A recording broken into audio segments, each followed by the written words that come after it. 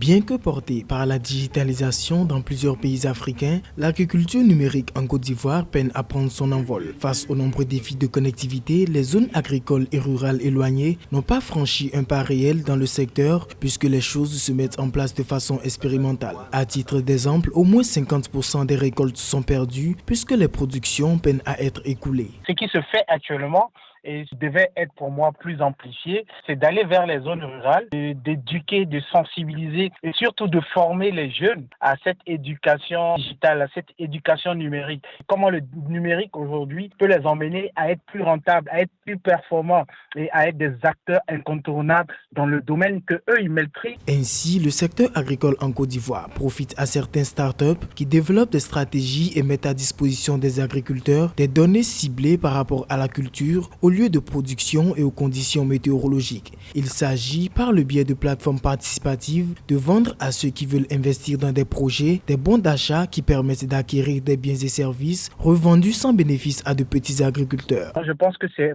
plus former des jeunes, plus ouvrir des centres d'incubation dans les régions, dans les villes reculées, pour que l'innovation soit au cœur même de la vie de ces agriculteurs-là, pour que la technologie soit plus rapprochée d'eux. Donc réduire le coût du matériel et surtout le coût des connectivités. 95% du secteur agricole en Côte d'Ivoire n'est pas bancarisé, une réalité qui bloque souvent les investisseurs incapables de financer les projets agricoles, ne disposant pas d'informations sur les clients et les produits. Toutefois, le gouvernement multiplie les projets suivis d'une série de solutions pour le désenclavement en zone rurale et la promotion de l'e-agriculture.